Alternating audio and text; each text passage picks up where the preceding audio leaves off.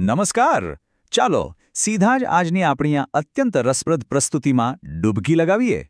આજે આપણે વાત કરી રહ્યા છીએ સમરી ઓફ હિન્દી અખંડ જ્યોતિ જૂન 1970ના ગહન અંક વિશે. યુગઋષિ પંડિત શ્રીરામ શર્મા આચાર્યજી દ્વારા લખાયેલ આ અદ્ભુત સાહિત્ય માનવ મનોવિજ્ઞાન અને આધ્યાત્મિક શક્તિનો એક અસાધારણ સમન્વય છે.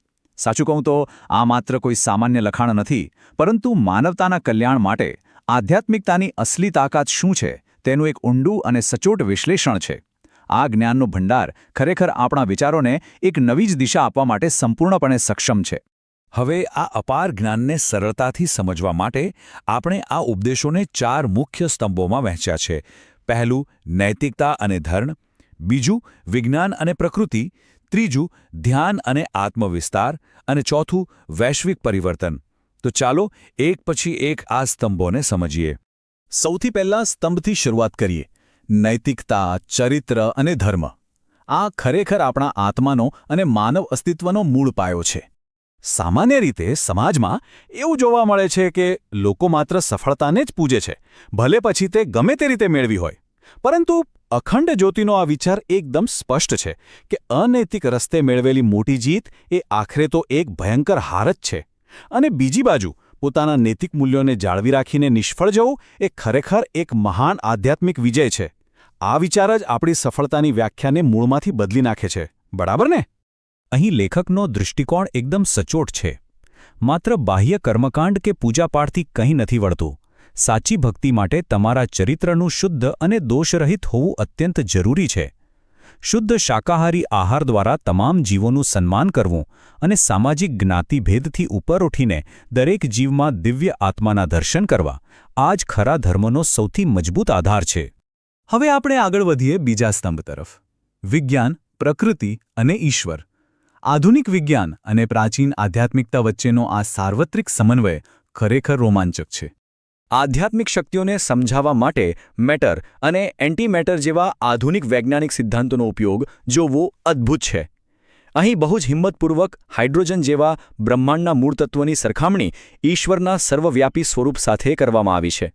જેવી રીતે હાઇડ્રોજન દરેક જગ્યાએ છે અને સર્જનનો પાયો છે, બરાબર તેવી જ રીતે ઈશ્વરીય ચેતના પણ આખા બ્રહ્માંડમાં કણે-કણમાં વ્યાપ્ત છે. અહીં સૌથી અગત્યની વાત એ સમજવાની છે કે આ વિશાળ બ્રહ્માંડની સરખામણીમાં આપણું માનવ જીવન કેટલું નાનું અને ક્ષણિક છે. આપણે આ અનંત બ્રહ્માંડના નકશામાં માત્ર એક નાના બિંદુ સમાન છીએ. પરંતુ આ જાણીને નિરાશ થવાની કોઈ જરૂર નથી. ઉલટાનું, આ વિશાળતાએ આપણામાં એક ઊંડી નમ્રતા અને પ્રકૃતિ પ્રત્યે આદર જગાડવો જોઈએ. આ જ બ્રહ્માંડીય સ્તર પર આગળ વાત કરીએ તો પ્રકૃતિની પુનર્નિર્માણની શક્તિઓ ખરેખર કોઈ જાદુથી કમ નથી. મરુ દેવતાના પોષણ આપતા પવનોથી લઈને સંગીતના ગહન ઉપચારાત્મક સ્પંદનો અને 80 દિવસમાં ભૌતિક શરીરને સંપૂર્ણપણે નવું કરવાની અદ્ભુત સંભાવનાઓ અહીં વર્ણવી છે. મતલબ કે જો આપણે પ્રકૃતિની સાથે તાલમેળ બેસાડી લઈએ તો અશક્ય લાગતી વસ્તુઓ પણ સાવ શક્ય બની શકે છે. બહારની દુનિયાની સફર પછી ચાલો હવે ત્રીજા સ્તંભ તરફ વળીએ. ધ્યાન અને આત્મવિસ્તાર. આ છે આપણા પોતાના આંતરિક બ્રહ્માંડની ઊંડી સફર. સામાન્ય રીતે ધ્યાનને લોકો માત્ર આંખો બંધ કરીને આરામ કરવાની કોઈ સરળ રીત માની લેતા હોય છે, પરંતુ વાસ્તવમાં એવું નથી. અહીં ધ્યાનને અત્યંત કઠોર અને ગંભીર વિજ્ઞાન તરીકે વર્ણવવામાં આવ્યું છે. આ એક એવી સંપૂર્ણ વ્યવસ્થિત પદ્ધતિ છે જે આપણા મનની સર્વોચ્ચ ક્ષમતાઓને ખોલી નાખે છે. એ માત્ર બેસવાની પ્રક્રિયા નથી, પણ ચેતનાને ઉચ્ચ સ્તર પર લઈ જવાની કળા છે. એક બહુ જ મોટું મનોવૈજ્ઞાનિક સત્ય અહીં એ છે કે સાચો અને સતત ટકનારો આનંદ કોઈ દિવસ બહારની ભૌતિક વસ્તુઓમાં મળી જ ન શકે. અખંડ આનંદ માત્ર ને માત્ર ત્યારે જ મળે છે જ્યારે કોઈ પોતાના સ્વનો વિસ્તાર કરે. એટલે કે પોતાના આત્માનો એટલો વિસ્તાર કરવો કે સમગ્ર સૃષ્ટિ તેમાં સમાઈ જાય. આ જ સાચા આનંદની એકમાત્ર ચાવી છે. હવે આત્મવિસ્તારની આ યાત્રા કંઈ એટલી સહેલી તો નથી. આના માટે બહુ કડક આંતરિક મૂલ્યાંકનની જરૂર પડે છે.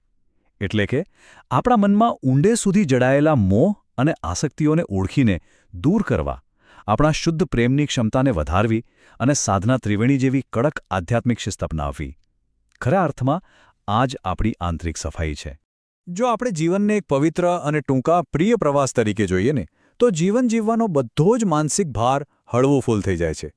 જ્યારે સમજાઈ જાય કે આ દુનિયાની સફર કામચલાઉ છે, ત્યારે રોજબરોજના નાના મોટા સંઘર્ષો અને તણાવ એ ખરેખર ગહન આધ્યાત્મિક પાઠમાં બદલાઈ જાય છે.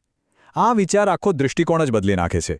અને હવે વાત કરીએ આપણા ચોથા અને અંતિમ સ્તંભની, વૈશ્વિક પરિવર્તનનો યુગ. આ સ્તંભ સમજાવે છે કે વ્યક્તિગત આધ્યાત્મિકતા કેવી રીતે આખી માનવતાનું પુનર્નિર્માણ કરી શકે છે. અખંડ જ્યોતિના આ અંકમાં એક અત્યંત ચોંકાવનારી ચેતવણી આપેલી છે. જો સમાજ દ્વારા નૈતિક અને આધ્યાત્મિક શિક્ષણની આમ જ અવગણના થતી રહેશે તો આખી દુનિયા એક મૃત્યુની ખીણમાં ફેરવાઈ જશે. આંતરિક સુંદરતા અને નૈતિકતા વગર આવનારી પેઢીઓ માત્ર પતન અને વિનાશ તરફ જ ધકેલાશે. આ એક બહુ જ મોટો ખતરો છે. પણ હા, આ પતનને અટકાવવાનો એક સચોટ રસ્તો પણ બતાવ્યો છે, અને તે છે ક્રાંતિકારી શિક્ષણ. સૌથી પહેલાં ઊંડાણપૂર્વકના અભ્યાસને મહત્ત્વ આપવું, બાળકોને પ્રેમથી સાચું માર્ગદર્શન આપવું અને આખરે શિક્ષણ વ્યવસ્થામાં એવું પરિવર્તન લાવવું જે જાગૃત, તેજસ્વી અને નૈતિકતાવાળા મનનું નિર્માણ કરી શકે. પરંતુ એક વાત યાદ રાખવી રહી, આ વૈશ્વિક વિચાર ક્રાંતિ લાવવી એ કંઈ નાના-સૂના માણસનું કામ નથી.